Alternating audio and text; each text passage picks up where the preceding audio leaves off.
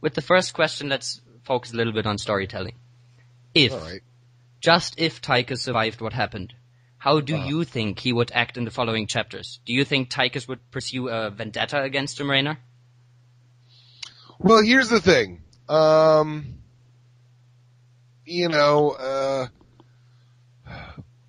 don't think so.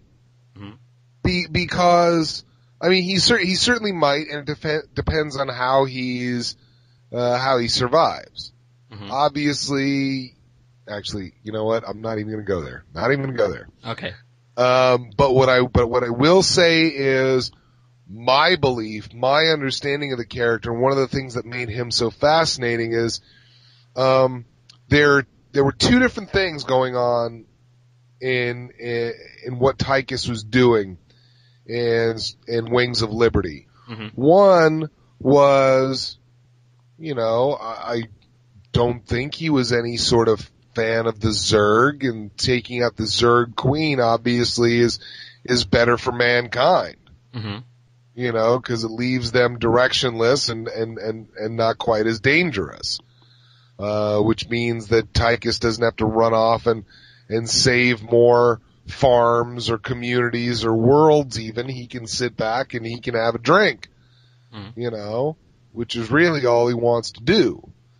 So there was that pursuit, and look, the way I figure it is that's the Queen of Blades. That's the Zerg Queen. That ain't no girlfriend of nobody. That's a hunk of BS, if you know what I mean. So the whole thing is, as far as killing Kerrigan, Kerrigan's already gone. Mm. So he's just talking about, he's been given an assignment, not to mention the fact that in order to get out of the suit, in order to get away from the explosives that are, mm-hmm. right next to his heart, which obviously not the way most people want to live. So in order to do that, he's got to take out the ultimate villain, not somebody's girlfriend. Mm-hmm. So it's not the same. He doesn't feel as though he's emotionally betraying Jim. Is he using Jim to get there? Yeah, absolutely. All right. But he's doing what's best for the galaxy. So for that to happen, and then of course in that moment, in that last moment, when she's turned and Tychus is faced with doing what he's supposed to do, well suddenly he can't pull that trigger because he's not looking at the Queen of Blades. He is looking at Kerrigan. So suddenly all these things are shifted and placed into question, and so now it's, well, gee, I don't really so much have to kill the Queen of Blades because she doesn't exist anymore, but I got this voice in my ear saying, do it or I'm gonna have the explosive set off. Mm. I don't want to kill a girl. He's never been that kind of guy. Mm-hmm. Nor will he ever be. And so you gotta ask yourself, did Tychus let Jim pull the trigger? Mm-hmm. Mm-hmm. Because that's suddenly a new morality for Tychus, and that's not something I think he was willing to do.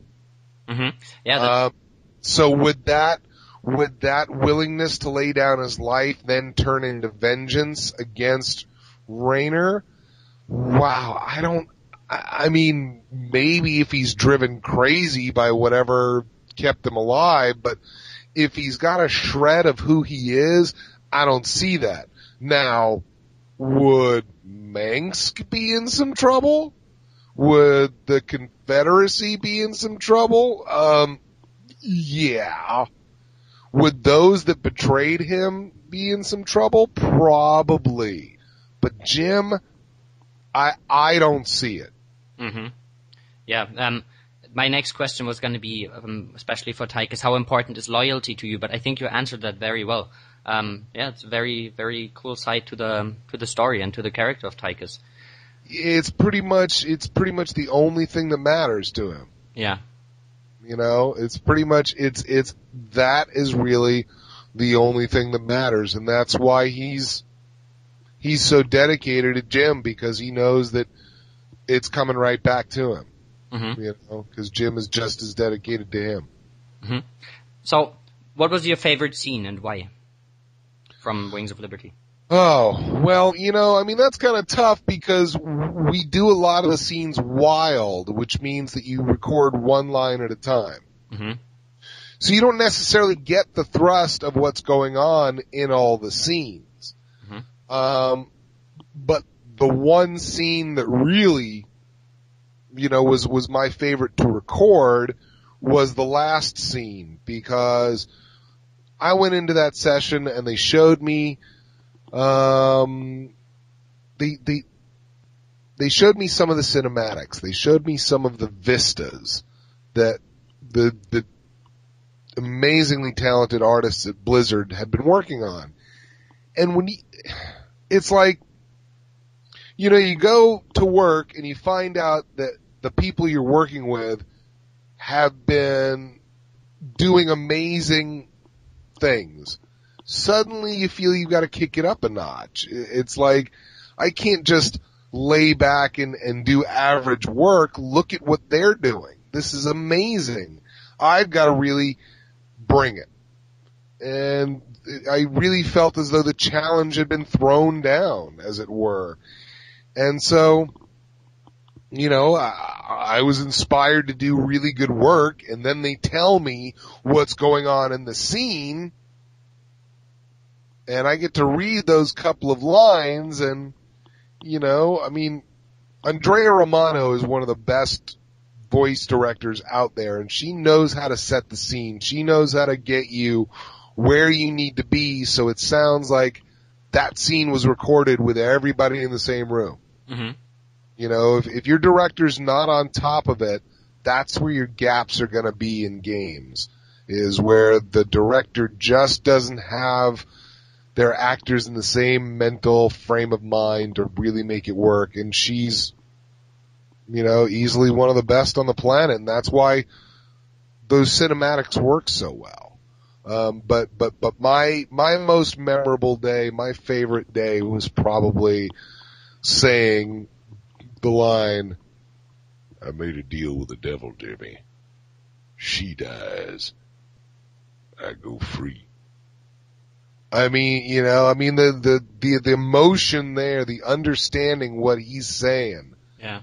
You know, it was, things really came together for me on that day. We'll just say that. Mm-hmm. So, how much of the character of Tychus can you empathize with? Like, let's say, what character traits or decisions can you identify with most?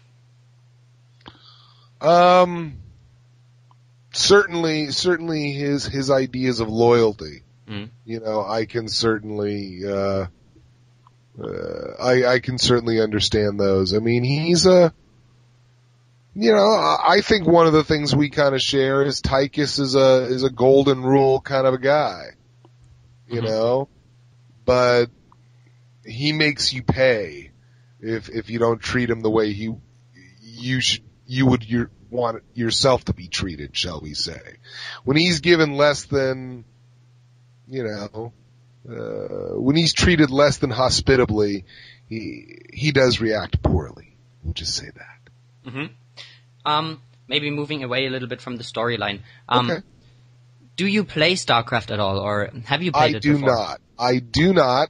My brother has been playing StarCraft since it first came out, so I spent years watching him play and watching StarCraft, being one of those you know, kind of the audience, sort of an observer.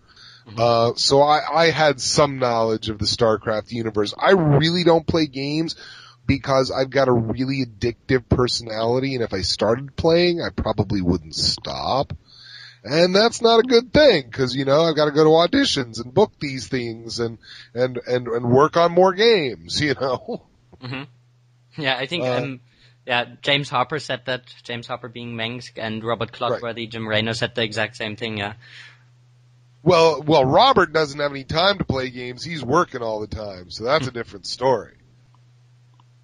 Then one of my subscribers on YouTube asked, if you don't play, do you follow the competitive esports scene around StarCraft? I know you're a sports fan. Are you an esports fan as well? A little bit. I am, it's silly, but I am a fan on Facebook, and so I see the tournament results. Mm-hmm. And, certainly when we were at BlizzCon and we had the chance to watch people play competitively, I watched a little bit, and it was absolutely fascinating. That to me is the mark of a good video game, is when people can actually sit back and watch the game itself be played. And StarCraft is certainly, infinitely watchable. I get the feeling Diablo 3 will probably be as well. Anyhow. But yeah, I mean, Robert and I have often said we'd love to be invited to some of these tournaments and meet some of the champions and maybe hand out an award or two. So who knows if that'll come down the pike sometime. Mm-hmm. That sounds amazing. With your voice acting abilities, I think it'd be fun to mess around with friends and family. Do you have any stories you'd like to share, like stories where you used your voice for the power of evil? If you want to know if Neil Kaplan uses his voice acting abilities for the power of evil, and if you want to hear the rest of the interview, click on the video right now for the last part of the interview with Neil Kaplan.